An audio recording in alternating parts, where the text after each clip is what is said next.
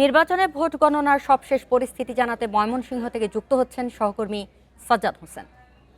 সাজ্জাদ, জানাবেন আপনি কোন কেন্দ্রে আছেন এবং ভোট গণনার প্রাথমিক অবস্থাটা কি রকম সেখানে? আমি এই মুহূর্তে ময়মনসিংহ ৪ আসনে অবস্থান করছি। কিছুক্ষণ আগে জানাছিলাম বিদ্যাময়ী সরকারি বালিকা উচ্চ বিদ্যালয় থেকে, সেখানে মোট ৩,৯৪০ ভোটের মধ্যেই ধানের শীষ প্রায় ১,০০০ ভোট পেয়েছে এবং অন্যান্য প্রার্থীরা ৬০০ ভোট পেয়েছেন। ৩,৯০০ ভোটের মধ্যে আজকে সেই কেন্দ্রে ১৬০০ ভোট পড়েছে এবং এখন যে আসনটিতে আছে এই আসনেও ধানের শীষ প্রার্থী এগিয়ে আছেন এবং এটি কিন্তু ময়মনসিংহের ৪ আসনের বেশ কয়েকটি কেন্দ্রের ফলাফল কিন্তু ইতিমধ্যেই গণনা শেষ হয়েছে এবং তারা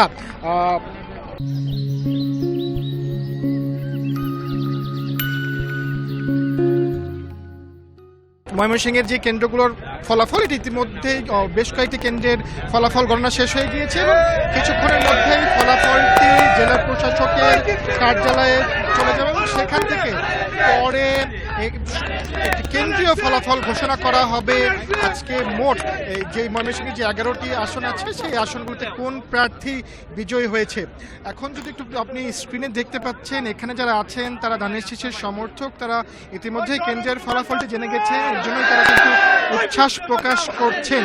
এই চিত্রটি ছিল কিন্তু বিদ্যাময়ী সরকারি প্রাথমিক বিদ্যালয়ে। আমরা যখন লাইভ থেকে বের হয়ে সেখানে সেই প্রধান ফটকে দাঁড়াই সরকারি বিদ্যালয়ে, সেই ফটকটিতেও কিন্তু এমনই অবস্থান ছিল নেতাকর্মী এবং সমর্থকদের। তাদের মধ্যে যে সকাল থেকে উৎসব মুখর পরিবেশ বিরাজ করছে এবং এটি ফলাফল ঘোষণার পরেও কিন্তু রয়েছে যেমনটি আমরা দেখছিলাম এবং যেটি বলছিলাম, জেলা প্রশাসকের কার্যালয়ে এই ফলাফলগুলো নিয়ে যাওয়া হবে এবং সেই প্রস্তুতি কিন্তু এই কেন্দ্রে, এখন আমি যেই কেন্দ্রটি আছি সেই কেন্দ্রটির নাম হচ্ছে ময়মনসিংহ মহাবিদ্যালয়।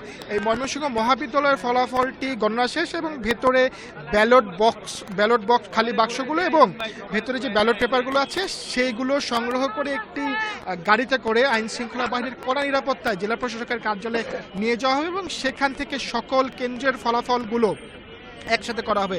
আমরা এখানে যারা নেতাকর্মী এবং সমর্থকরা আছেন তাদের সাথে কথা বলেছি, তারা সকাল থেকেই উৎসবমুখর পরিবেশের মধ্যেই ছিল, আনন্দ প্রকাশ করেছেন যেমনটি জানাচ্ছিলাম এবং তারা এখনও দাঁড়িয়ে আছে তাদের যে পছন্দের প্রার্থীকে তারা ভোট দিয়েছেন তার ফলাফলটি জানার জন্য।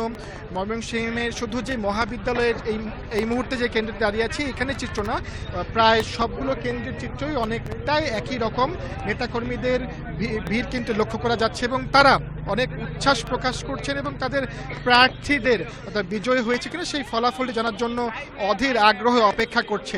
এই যে ব্যালট বাক্সটি নিয়ে যাওয়া হবে জেলা প্রশাসকের কার্যালয়ের মাঝে, কোনো ধরনের অনাকাঙ্ক্ষিত পরিস্থিতি সৃষ্টি না হয় এর জন্য কিন্তু ইতিমধ্যেই আনসার এবং পুলিশ সদস্যরা কিন্তু মোতায়েন আছে। প্রিজাইডিং অফিসার যারা আছেন নির্বাচনী কার্যক্রমের সাথে জড়িত, যারা যে ভোট গণনা শেষে সবগুলো একটি কাগজে লিপিবদ্ধ করছেন কেন্দ্রের ফলাফলগুলো এবং সেই লিপিবদ্ধ কাগজগুলো এবং যেই ব্যালট পেপারে সারাদিন ভোটাররা ভোট দিয়েছেন সেই ব্যালট পেপারগুলো নিরাপত্তার মধ্য দিয়েই জেলা প্রশাসকের কার্যালয়ে নিয়ে যাওয়া হবে এবং সেখান থেকেই আশা করি রাত এবং নির্ভর করছে এটি গণনার উপরে সব ফলাফলটি আশা করছি অতি দ্রুততর সময়ের মধ্যেই প্রকাশ করবে। কারণ এই যেমন স্ক্রিনে এখন দেখতে পাচ্ছেন ইতিমধ্যেই কিন্তু ময়মনসিংহের যে 11টি যে সংসদীয় আসন আছে সব আসনের প্রায় ১৩৬৫টি কেন্দ্র আছে এবং ১৩৬৫টি কেন্দ্রেই ভোট গণনা প্রায় শেষ পর্যায়ে এবং কয়েকটি কেন্দ্র ছাড়া সবকটি কেন্দ্রেই আছে কিন্তু সুষ্ঠু এবং শান্তিপূর্ণভাবেই ভোটাররা ভোট দিয়েছেন। আমরা সকাল থেকেই 7:30টায় ভোট শুরু হয় এবং চলে বেলা 4:30টা পর্যন্ত। এই যে সকাল থেকে আমরা বিভিন্ন এই ময়মনসিংহ জেলার 11টি সংসদীয় আসনের বিভিন্ন কেন্দ্র আমরা ঘুরে দেখেছি। ময়মনসিংহ 4, 5, 6 সবগুলো আসনে আমরা গিয়েছি এবং ভোটারদের সাথে কথা বলেছি। সেখানে যারা প্রিজাইডিং অফিসার ছিল সকলের সাথে কথা বলেছি, তাদের অভিযোগ আছে কিনা জানতে চেয়েছি। তারা আমাদের কাছে কোনো অভিযোগ করেনি, সবাই যেটি জানিয়েছে তারা যে অপেক্ষা করছিল ত্রয়োদশ জাতীয় সংসদ নির্বাচনের জন্য, সেই নির্বাচনে তারা উৎসব মুখর পরিবেশে তারা তাদের ভোট দিয়েছেন এবং গণভোটে তারা তাদের মতামত জানিয়েছেন এবং এর জন্য তারা কিন্তু সবাই আনন্দ প্রকাশ করেছেন এবং তারা এখন অপেক্ষা করছেন মূল ফলাফলের জন্য। সাজ্জাদ, ধন্যবাদ আপনাকে।